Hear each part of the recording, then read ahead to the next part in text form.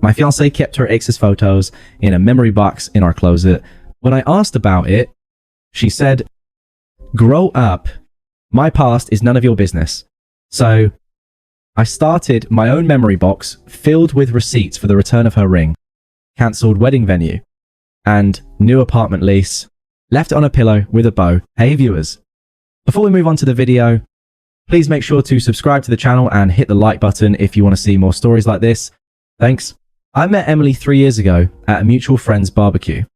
She was this vibrant graphic designer full of ideas and energy, and I was the steady software developer who just hit his stride at a decent tech firm. We clicked instantly. Late night talks about dreams, weekend hikes, the whole package. I was all in from the start. After 2 years, I proposed on a trip we'd planned together, down on one knee at the scenic overlook she'd always talked about. She said yes, tears in her eyes. And we started building what I thought was our future. I wasn't some naive guy rushing in. I'd been in relationships before, but Emily felt different. I showed my commitment in real ways. When she lost her job 6 months into dating, layoffs hit her agency hard. I covered our dates, helped with her rent without making a big deal. Even connected her with contacts in my network. She landed a better gig eventually, and I was genuinely happy for her. Flash forward to engagement. I paid for most of the wedding stuff because my job was stable and she was still rebuilding savings. Venue deposit on me, her dress fittings. I drove her, waited patiently. I skipped a big promotion opportunity that would have meant relocating because she wasn't ready to move yet. We're a team, I'd say. And she'd smile, squeeze my hand. Looking back, those sacrifices sting, but at the time, they felt right. I was loyal, committed, the guy who showed up every day. Things started cracking about 4 months before the wedding. We were living together in a cozy apartment in the city, and I'd been handling most of the planning logistics while she focused on her portfolio for a potential freelance jump. One weekend, I was reorganizing the closet, spring cleaning mode, trying to make space for wedding gifts people had started sending. That's when I found it. A shoebox tucked way in the back labeled memories in her handwriting. Curiosity got me. I figured it was old family photos or something sentimental we'd laugh about. Nope. Inside were pictures of her and her ex, Jake. Not just 1 or 2, dozens. Them on vacations, at parties, intimate shots like him kissing her cheek, love letters he'd written, ticket stubs from concerts they'd gone to. Even a dried flower pressed between pages. This was an ancient history. They'd broken up maybe a year before we met. And some stuff looked recent enough to overlap with her single phase. My stomach dropped. It felt like emotional cheating. Like she was keeping a backup plan alive in our shared space. Why hide it if it was nothing? I didn't freak out right away. I put the box back, took a walk to clear my head. That night over dinner, I brought it up calmly. Hey, Emily. I was cleaning the closet and saw that memory box, the photos of Jake. What's that about? She paused mid-bite, then rolled her eyes like I'd asked something ridiculous. Seriously. Grow up. My past is none of your business. I blinked, trying to process. We're engaged. Getting married in 4 months. Doesn't that make us each other's business? It feels disrespectful to have that stuff in our home. She set her fork down, crossing her arms with this smug little smile. Disrespectful. It's just memories. Everyone has a past. Doesn't mean I'm hung up on him. Jake was a big part of my life before you showed up. If you're insecure about that, maybe you need to work on yourself. What? You want me to burn everything? That's controlling. I pushed back gently. I'm not asking you to burn it, but keeping it hidden in our closet, it makes me feel like I'm competing with a ghost. If it's so innocent, why not tell me about it? Her tone sharpened, dismissive as hell, because it's none of your damn business. I don't grill you about your exes. This is my private stuff. If you can't handle a box of old photos, maybe you're not ready for marriage. God, you're acting like a jealous teenager. The twisted logic hit me hard. She flipped it like I was the problem. Insecure, controlling while defending her. Right, to hoard mementos of another guy in the home we shared, no apology. No empathy, just smug deflection. I felt undervalued, like all my efforts were invisible. That night, I lay awake. Confusion, swirling. Had I missed signs? Was this emotional abandonment? Her heart, not fully in it. It felt outrageous. Undeserved after everything I'd given. The next few days were tense. I didn't push more, but the box nodded at me. She'd glance at her phone more, laugh at texts she wouldn't share. I started piecing it together. Late work nights. Vague excuse. One evening, I saw a notification pop up. Jake's name. She snatched the phone away, but the damage was done. When I asked, she doubled down. Old friends can talk. You're paranoid. It was manipulation. Gaslighting me into doubting my gut. I sat with it for a week. The unfairness sinking in. No begging. No ultimatums. I wasn't going to fight for someone who treated me like a backup. Instead, I detached quietly. Started planning my exit. First, I returned the engagement ring to the jeweler. Got a partial refund since it was custom. Printed the receipt. Then cancelled the wedding venue. They kept the deposit, but I got confirmation emails, forwarded those, printed, scouted apartments, signed a lease on a 1-bedroom closer to work, better commute, fresh start, receipt for the security deposit, printed. I even cancelled shared subscriptions, transferred utilities to her name alone. Methodical, no drama. Then the memory box, I bought a similar shoebox, labeled it my memories, inside all those receipts plus a note, my future is none of your business. Tied it with a bow, left it on her pillow while she was out at drinks with friends, packed my essentials, left the key on the counter and walked out. No note. Beyond that, no confrontation. Just gone. She blew up my phone that night. Texts first. What the is this box? Are you kidding me? Then calls. I let it ring twice before picking up the third. Explain yourself. She demanded, voice laced with fury, and that same smug edge, like she couldn't believe I'd dare. Emily, it's over. The box says it all. She laughed, but it was bitter. Over a stupid memory box. You're throwing away our future because of some old photos. That's petty as hell. I told you, it's nothing. Jake and I are just friends now. You're overreacting, making this into something it's not. Friends who text late at night who you hide from me. A pause. Then her twisted justifications poured out. Okay, Fina, we've been talking more, but it's because you're always so predictable, working late, planning everything safe. Jake gets my creative side. It's not cheating. It's emotional support. If you were more exciting, maybe I wouldn't need that. And keeping the box, it's harmless nostalgia. You're punishing me for having a life before you. That's insecure. We can fix this. Therapy. Whatever. But this stunt immature. Her logic was a pretzel, blaming me for her secrecy, justifying contact with Jake as my fault, dismissing the betrayal as nostalgia. Smug, like she held all the cards. You'll regret this. No one else will put up with your control issues. I stayed calm, no outburst. I'm not discussing it. Goodbye. Emily hung up, blocked her number. No bigging. No emotional plea. Just detachment. I drove to my new place. Unpacked in silence. The confusion lingered that night. How had it unraveled so fast? But underneath, a spark of clarity. I dodged a bullet. The silence after was heavy. I didn't badmouth her to mutuals. Just said we'd split amicably, focused on me. Hit the gym. Nailed the side project at work that led to a raise. But I let the betrayal breathe. Long walks alone. Journaling the unfairness. The way her words echoed, it hurt. Feeling like a stepping stone. Yet slowly, vulnerability shifted to resolve. I was building something better. The weeks after I left were a blur of quiet adjustment. I didn't blast our mutual friends with details, kept it simple. We decided it wasn't working out. No drama. No venting sessions. I figured if she wanted to spin her version. Lid here, me.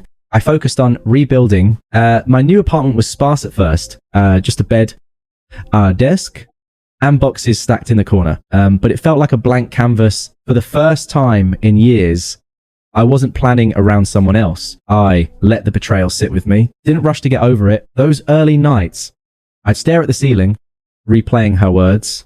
Grow up. My past is none of your business. It echoed, mixing with memories of what I'd sacrificed. Like that time last year when she was stressed about her freelance pitch. I'd stayed up all night helping her refine her portfolio. Even called in sick to work the next day, or when I turned down that promotion, because it meant moving to the coast and she said she needed stability here. Flashbacks hit hard. Me driving her to job interviews, celebrating her wins like they were mine, and for what to be dismissed as insecure for questioning a box of Exemptos in our closet. The unfairness burned, loyalty repaid with smug deflection. Like I was the villain for caring. Confusion lingered. Was I overreacting? Friends would text casual check-ins, and I dodged the deep stuff. One night, a buddy from work invited me out for beers. You seem off. Man, everything good. I shrugged it off, but inside vulnerability clawed at me. Why keep the box? if she was committed. Why the secret text with Jake? It felt like emotional abandonment. Her heart split me as the safe bet while she romanticized the past. I journaled it out, pages of what ifs turning into why nots. Why not focus on me? The silence amplified it all. No calls from her after I blocked. Just the weight of what was lost. But slowly things shifted. I started small, joined a gym near the new place, something I'd always talked about but put off for us. Time pounded the treadmill, lifted weights, felt the fog lift with each rep. Work picked up too. A side project I'd shelved during wedding planning. I dusted it off coated late into the nights. My boss noticed, floated a raise and more remote flexibility. You've got fire again. He said, I even tried dating apps casually. Not rushing, just dipping a toe. Met a few people for coffee. Nothing serious. But it reminded me I wasn't broken. Months ticked by. 3. Then 4, I heard whispers through the grapevine. Emily had jumped right back into things with Jake posting vague stories on social media about rediscovering old flames. Mutual friends mentioned it awkwardly. She's different now. I didn't stalk her profiles. I'd unfollowed everything. But the updates trickled in. At first, it sounded rosy. Trips with him. Laughs at old haunts. Part of me wondered if I'd been wrong. If her nostalgia really was harmless, then crack showed. A friend from our old circle texted, hey, you, okay? Emily's been venting about Jake being intense. I kept responses neutral. Haven't talked to her inside. Clarity grew. The betrayal sting faded, replaced by resolve. I upgraded the apartment, added plants, a better coffee setup, landed that race. Started saving for a solo trip. I'd always wanted. My internal voice evolved from how could she to good riddance. I felt freelighter. The unfairness, it fueled me, not defined me. By month 5, I was thriving in the quiet, cooking new recipes, reading books she dismissed as boring, even picked up hiking solo. Vulnerability turned to strength. I was emotionally recalibrating, no longer confused, but clear-eyed about what I deserved. Word got around more. Another mutual Sarah called out of the blue. Just checking in. Emily's not great. Jake's got issues.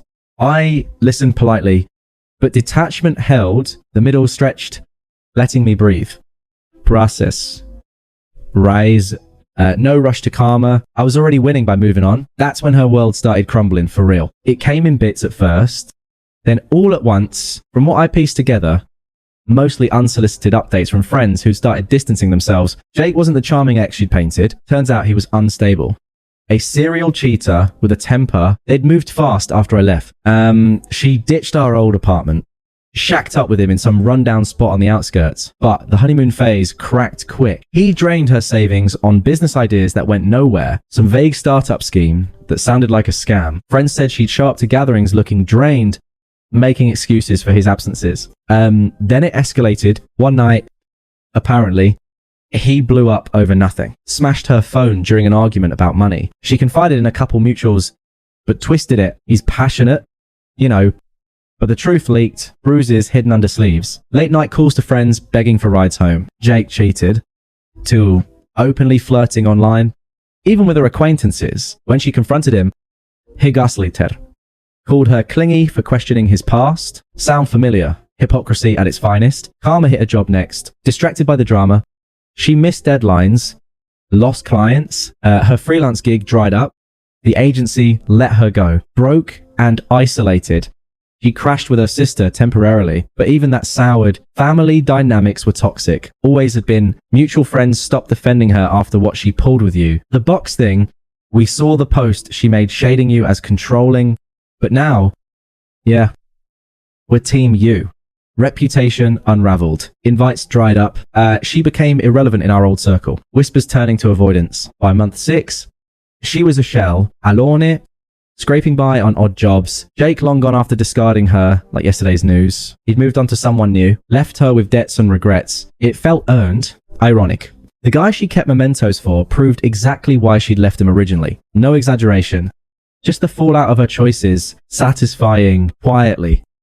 Yes, but I didn't gloat. Life moved on. The unraveling didn't stop there. And soon enough, the attempt started. At first, it was subtle. About 7 months after I left, a text from an unknown number slipped through. Hey, it's Emily. New phone. Missed talking. Can we grab coffee? I ignored it. Locked. But she persisted. Switching to email. I was stupid. The box was a mistake. thinking of you. Progressive desperation like clockwork. I stayed silent, no replies, letting her stew in the void I'd created. Then the calls ramped up. One evening, as I was wrapping up a workout, my phone buzzed. Her sister's number, which I hadn't blocked yet. I answered out of curiosity. This is Lisa. She snapped, no, hello. You're being heartless. Emily's a mess because of you. Fix this. Man up and call her. Toxic as ever. Her family always enabled her. Rude demands wrapped in guilt. I said calmly, not my problem. And hung up, blocked that too. The real escalation hit with her direct outreach, a voicemail first. Please pick up. Jake was a huge mistake. He hurt me bad emotionally, and worse, I realize now you were the best thing I had. Hypocrisy dripped from every word. She begged for the forgiveness she'd never offered me. I deleted it. But she called again the next day, and this time I answered, keeping it brief. Hello. I said neutral. Her voice cracked, pleading, thank God. Look, I know I screwed up. The box, the text with Jake, it was dumb nostalgia. I threw it all out weeks ago. Let's talk. Start over. I see now how good we were. You supported me through everything, and I took it for granted. Emily, I'm not interested. A pause. Then desperation turned to edge. Not interested. After 3 years, you're just going to throw it away like that. I need you. Things are falling apart here. Job's gone. Jake left. Me broke. Come on. We can fix this. I felt the power reversal. She'd been smug, dismissive, now unraveling, grasping. No. We're done. Her tone shifted to anger. True colors flashing. You're cold after everything I went through. Jake was abusive. Okay. He hit me, drained my accounts. And you're just fine. How can you be so heartless? If you ever loved me, you'd help. Goodbye. I hung up. No sympathy. No. That's awful. She wasn't getting an ounce of care from me. Blocks the email. 2.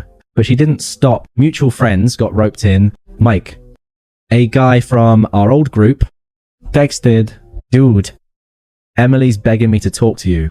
She's desperate. Says she learned her lesson. Unpleasant pressure. But I replied, tell her no. Even Sarah, who clued me in earlier, got involved. She's crashing on my couch, crying non-stop. Maybe hear her out. Toxic ripple effect. But I detached. Not happening. The peak came when she showed up in person, 8 months post-split. I was leaving work, new office, promotion in hand. When I spotted her in the lobby, disheveled, eyes puffy, please. She started, voice trembling. I threw out the box, deleted Jake's number. Let's start over. I was wrong. So wrong. You deserve better. But give me a chance to be that. I kept walking toward the door. Leave. Emily. She followed, tearful. Now, wait. I see you're doing well. New place. Everything. That's great. But we could have that together. I messed up. But forgive me for us. Her phone buzzed, then group call from her family. She put it on speaker like an ambush. Her mom, young man. You owe her closure. Sister again. Stop being a jerk. Take her back. Rude. Demanding. Unpleasant as hell. I stopped, looked her dead in the eye. This is over. Leave. No outburst. Just firm. She crumpled, anger bubbling under tears. You'll regret this. No one else will want you. But the power had flipped. She was desperate. I was composed, walking away, and scathed. Security escorted her out. That night, I felt the shift complete. Her attempts highlighted my growth. She was powerless. Irrelevant. The final nail came at our mutual friend Sarah's wedding 9 months after the split. I'd RSVP'd, yes. Figuring I'd moved on enough, walked in with Anna, a woman I'd met through hiking meetups, genuine connection building slow. We weren't labeling it yet, but she was there, laughing at my bad dance moves, making the night fun. I was thriving. Ray secured, trip to Europe booked, life upgraded. Emily was there. 2, alone in a rumpled dress that looked last minute. Eyes darting, mutuals whispered. Her downfall was on display. Isolated. No Jake. No, job glow. She cornered me during cocktail hour, away from the crowd, but public enough for contrast. Seeing you happy, it hurts. She said, voice desperate, glancing at Anna, give us another chance. I know I was cruel, but I've changed. Please. I sip my drink, calm and firm. Emily, you're irrelevant now. I built a life without you. Better? Actually, my past with you is none of your business. She flinched. Hypocrisy mirrored back. But we had something real. I emphasized. I learned from it to value myself. Met someone who does too. I nodded toward Anna, who waved politely. The reversal stung here. Me thriving. Her desperate power flipped. She teared up. This isn't fair. Goodbye. Emily. No sympathy. No care for her well-being. Just definitive closure. She slunk away alone amid the celebration. Internally, I felt free. Emotionally evolved. The betrayal, a distant echo, blocked the last stragglers that night. Update. A year out. Life's golden. Anna and I are official. Work's booming. Emily radio. Silence. Moral. Don't settle for backups. Thanks for reading Reddit. Thanks for watching. Make sure to subscribe to the channel and hit the like button. What do you think about this story? Share it in the comments.